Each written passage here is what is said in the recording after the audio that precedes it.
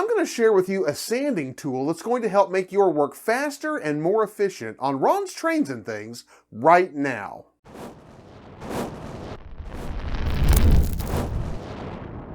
Hi, I'm Ron of Ron's Trains and Things, and if you'd like to see more model railroad tips, tools, and techniques, then be sure and subscribe down below and click that little bell icon so you can catch future videos. If you do much scratch building or kit bashing, then you, like me, know the struggle of sanding pieces at angles and keeping the angles true and the sides straight. For years, I have messed with and played with makeshift blocks to help sand at angles in order to keep my work at the correct angle and keep things looking the way that they should. Well, I've recently picked up a tool from Micromark that I know is going to be a fantastic help for exactly this purpose. It is the Micromark Sand-It. Now, I know that this tool or ones like it have been on the market for some time, but I hadn't seen one in the Micromark catalog in a very long time.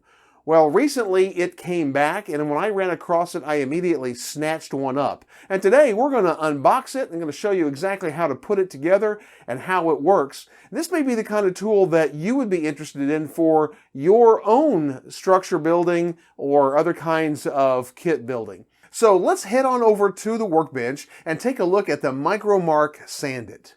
Take a moment to check out our sponsor, Midwest Model Railroad. They have a great line of model railroad equipment and supplies and some of the best customer service around. Their website has a real-time inventory system, they offer some of the best prices in model railroading, and they ship in one business day. Check them out at MidwestModelRR.com. Link in the description.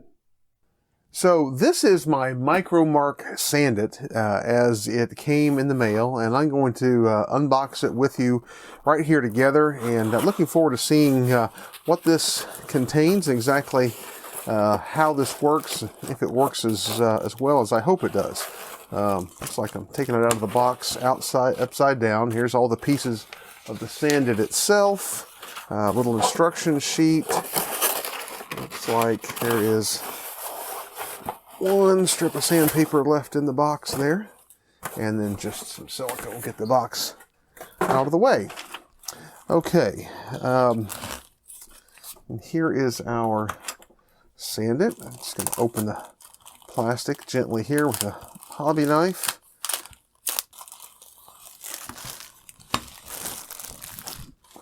All right, this, of course, this is our sanding block right here that we'll attach the sandpaper to, and I'll go ahead and remove it from the package.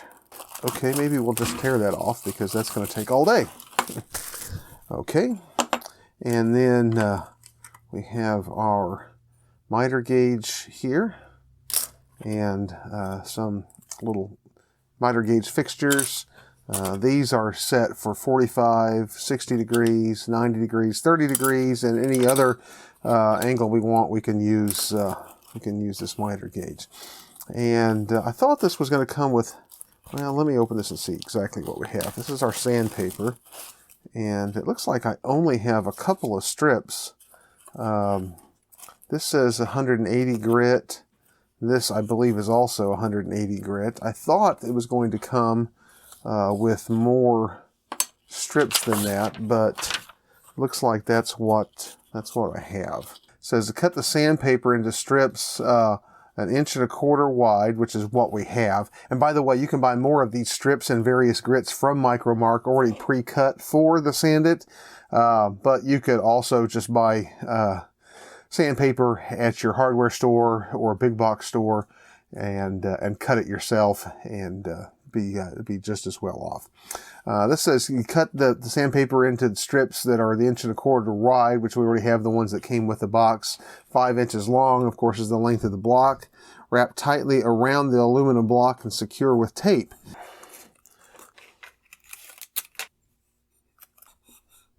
Well, here's the problem with their method of doing this. The tape doesn't want to stick to the sandpaper. It wants to just pull the sand, the grit off of the surface, and doesn't want to stick at all. So we're going to try a different process. I had actually read online about this tool, and they suggested attaching the sandpaper to the block with rubber cement, which then is easily removed. So that's what I'm going to try. I'm going to take this piece of sandpaper and just use my hobby knife to trim it to the length of the block, and then try a little rubber cement. And again, the beauty of the rubber cement is when you need to take that piece of sandpaper off, the rubber cement should just peel right off of this aluminum and shouldn't give you any problems. Okay.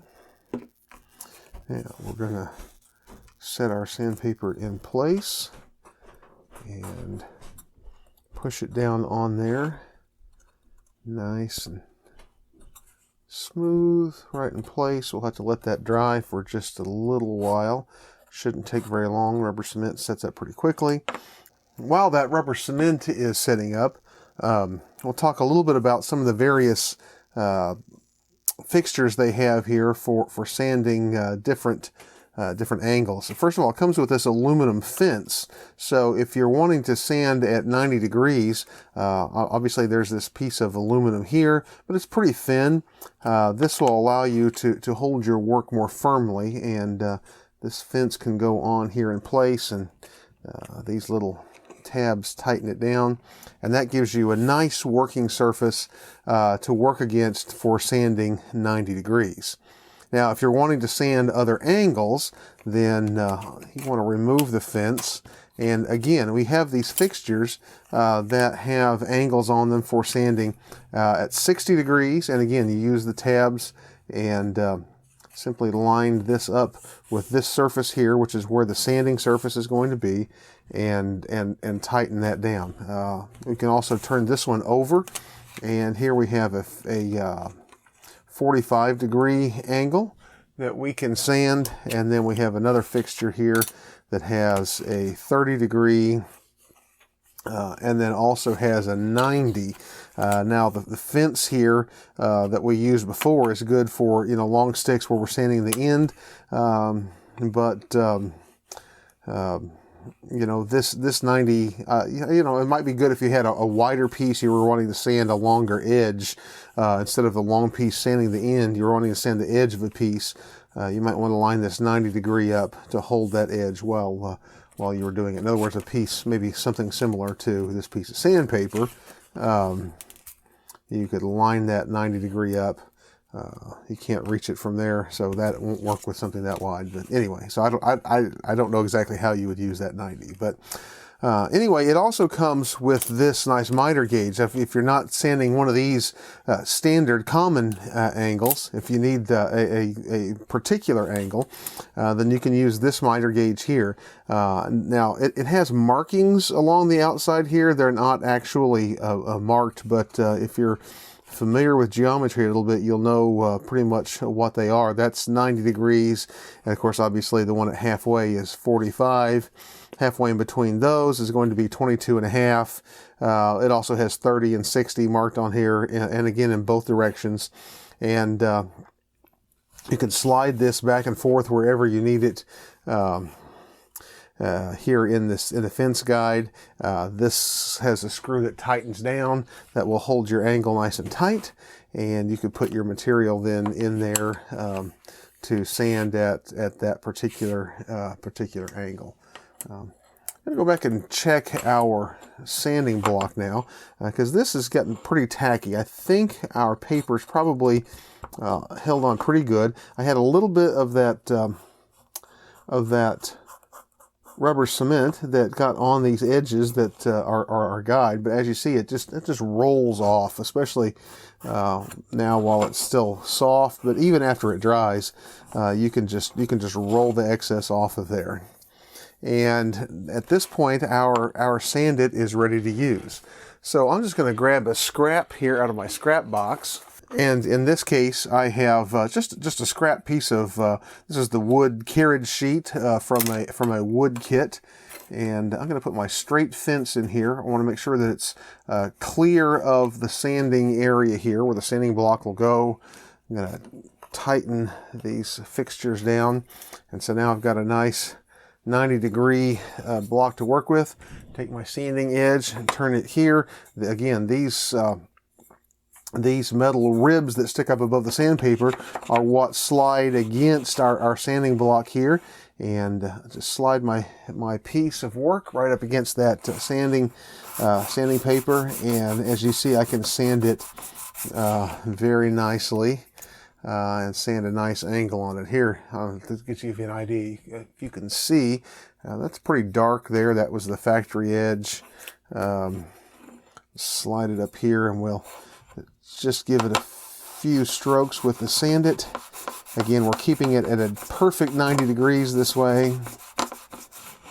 And look, we've got a nice clean sanded edge. Let's for fun just try one angle just to see here, and I guess it makes sense maybe to do a 45-degree angle. Of course, for my sake, I'll have to take this piece and cut it at a 45. And I'm not going to do this in a real fancy way, but just going to score that and cut it. And that's kind of a rough angle, but that's what our sanding block is for. So we'll hold that in the 45-degree angle there, and we can sand it, and I can just keep pushing it into my sandpaper a little bit as I work to straighten that angle out. And there we have a nicely sanded, perfect 45-degree angle. I've been using some just kind of homemade little fixtures and jigs for doing this kind of angled sanding for years. And while they worked okay, they weren't fantastic. But this is going to be an awesome tool for being able to sand angles onto pieces.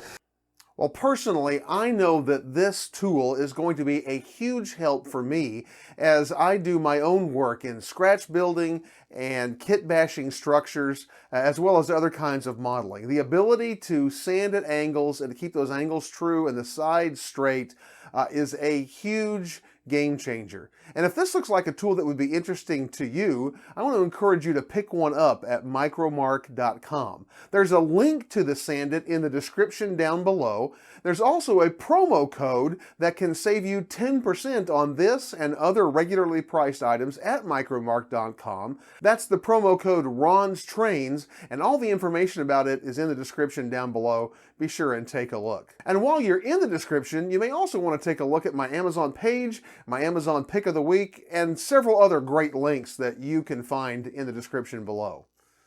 Well, if you enjoyed this video, here's a link to some more videos that I've made about great tools that I use in my model building endeavors. You may want to check those out as well. Well, if you're looking for some great model railroad content, be sure and check out the 2 videos linked on your screen right now. And also be sure and join me each Tuesday as I bring you more great model railroad videos each week, and I look forward to seeing you then. 10, Liz.